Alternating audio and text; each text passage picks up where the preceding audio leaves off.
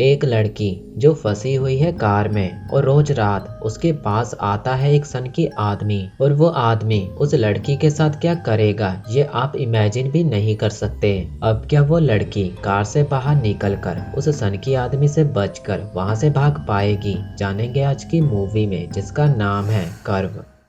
Movie की शुरुआत में हम मैलरी नाम की एक लड़की को देखते हैं जिसकी 2 हफ्ते बाद शादी है। तो वो शादी की तैयारी के लिए जा रही है डेनवर, लेकिन वो अपनी शादी के लिए ज्यादा एक्साइटेड नहीं है क्योंकि वो खुश और नहीं है कि वो इस शादी से खुश है या नहीं। वो मेन रोड से कार को उतार कर चली जाती है लंबे रास्ते की ओर ताकि उसे सोचने के लिए और समय मिल जाए। कुछ दूर जाने के बाद उसकी कार बंद पड़ गई। वो कार को स्टार्ट करने की काफी कोशिश करती है पर कार स्टार्ट होने का नाम ही नहीं ले रही थी। तो वो अपना फोन निकालती है लेकिन फोन में भी सिग्नल नहीं थे। मैलरी काफी परेशान हो जाती है क्योंकि इस रोड पे ज्यादा गाड़ियां भी नहीं चलती थी और ऊपर से उसके फोन में सिग्नल भी नहीं थे। तभी वहां पर एक आदमी आता है जिसका नाम था क्रिश्चियन। वो मैलरी की मदद करता है और साथ ही में उससे मीठी मीठी बातें भी कर रहा था। पता नहीं कैसे पर वो मैलरी की कार ठीक कर देता है, शायद मैकेनिक होगा। मैलरी अपनी कार लेकर वहां से जाने लगी और क्रिश्चियन को उसने पीछे ही छोड़ दिया।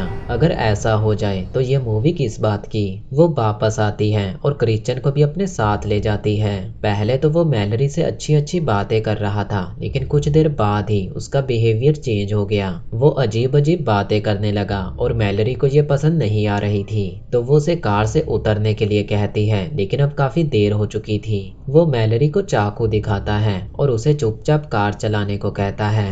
अब मैलरी के पास कोई और रास्ता नहीं था लेकिन तभी वो देखती है कि क्रिश्चियन ने अपनी सीट बेल्ट नहीं लगाई हुई। तो वो कार को ले जाती है खाई में और कार क्रैश हो जाती है। कार बहुत बुरी तरह क्रैश हुई थी लेकिन मैलरी अभी भी जिंदा थी। वो कार से बाहर नहीं निकल पा रही थी क्योंकि उसका पैर कार में फंस चुका था। पूरी कोशिश कर लेने के बाद भी उसका पैर नहीं निकल पा रहा था। क्रिश्चियन कार के बाहर पड़ा था और हम देख पाते हैं कि वो भी अभी जिंदा है, बल्कि वो मैलरी से काफी अच्छी हालत में था। अब हमें यहाँ ऐसा लगता है कि वो मैलरी को कार से बाहर निकालेगा और उसे मार पीट कर ले जाएगा अपने अड्डे पर, लेकिन ऐसा कुछ नहीं होता। वो मैलरी को वहीं पर छोड़कर चला जाता है और इधर मैलरी मदद के लिए चिल्लाती रह जाती है। जहाँ मैलरी की कार क्रैश हुई थी वहीं पास ही में एक रिवर थी। देखते ही देखते रात हो गई और मैलरी अभी तक उस कार से बाहर नहीं निकल पाई और शायद वो खुद से कभी कार से बाहर निकल ही नहीं पाएगी क्योंकि कार का दरवाजा बाहर से अटका हुआ है। रात होते ही वहां पर ठंड भी बढ़ चुकी थी और मैलरी को अब काफी ज्यादा ठंड लग रही थी।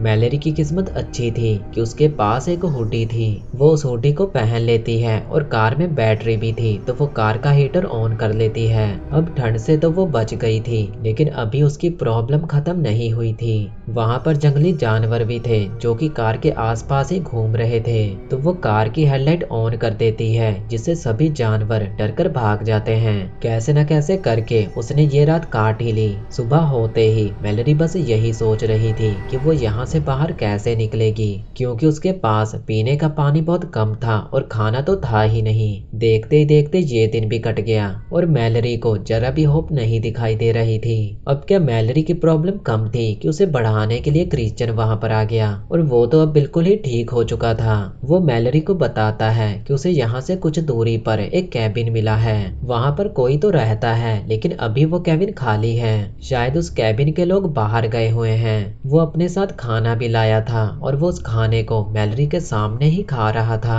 मैलरी को उसी कार में छोड़कर क्रिश्चियन वहां से चला जाता है। ये रात भी वो किसी तरह बिता रही थी कि तभी उसे मिलता है अपने होने वाले हस्बैंड का लाइटर। उस लाइटर का यूज करके वो आग जलाती है। अभी उसकी आंख लगी ही थी कि तभी वहां पर बहुत सारे चूहे आ गए। वो चूहे उसके ऊपर ही घूम रहे थे।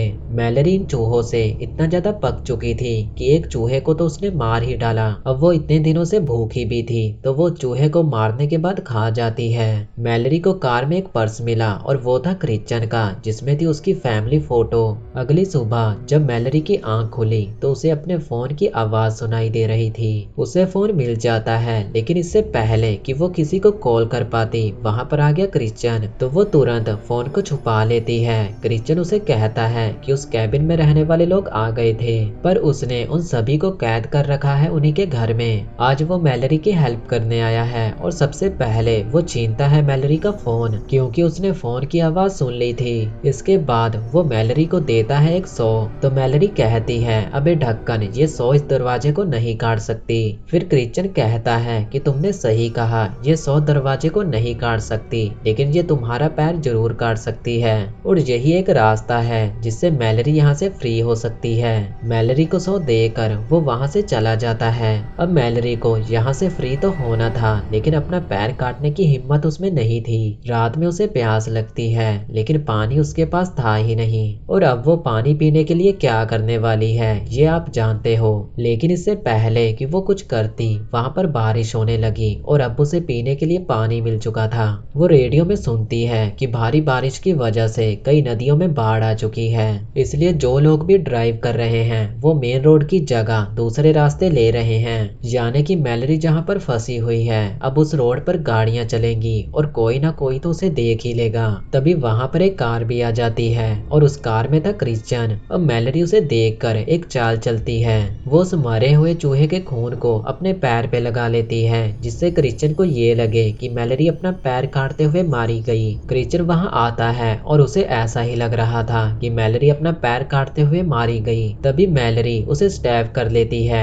और उसकी कार की चाबी छीन लेती है। वो उसकी कार को लॉक करके चाबी फेंक देती है, क्योंकि रोड पे एक रुकी हुई कार को देखकर कोई ना कोई तो वहाँ पर जरूर आएगा। क्रिश्चियन फौरन जाता है ऊपर अपनी कार के पास, लेकिन तब तक वहाँ पर एक पुलिस वाला आ चुका था। मैलरी मदद के लिए चिल्लाती है, लेकिन इस तूफान में उसकी आवाज किसी को भी सुनाई नहीं दे रही थी। क्रिश्चियन उस पुलिस वाले से लिफ्ट मांगकर वहाँ से निकल जाता है और मैलरी बेचारी चिल्लाती रह गई। अब उसे कुछ तो करना ही था, तो वो हिम्मत करके अपना पैर काटना शुरू करती है। लेकिन तभी उस नदी में बाढ़ आ गई और उसकी कार पानी के साथ बहने लगी। कार पानी के साथ बह रही थी और कार का दरवाजा अपने आप खुल गया और अब मैलरी फ्री हो चुकी थी, वो भी बिना पैर काटे।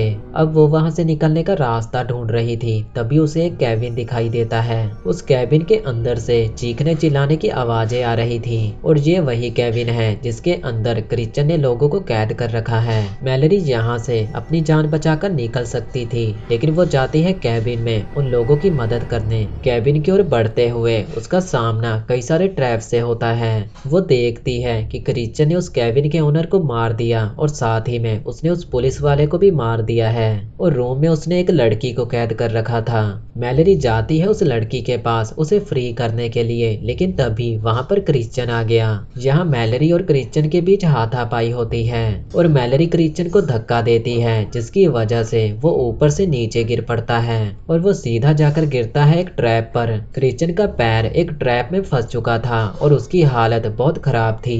यहाँ मैलरी भी उसकी हेल्प करती है, बिल्कुल वैसे ही जैसे क्रिश्चियन ने उसकी की थी। वो उसे एक चाकू देती है और क्रिश्चियन ये समझ चुका था कि ये चाकू उसका पैर काटने के लिए है। अब मैलरी वहाँ से चली जाती है और ये मूवी यहीं पर खत्म हो गई। आपको ये मूवी कैसी लगी कमेंट करके जरूर बताना।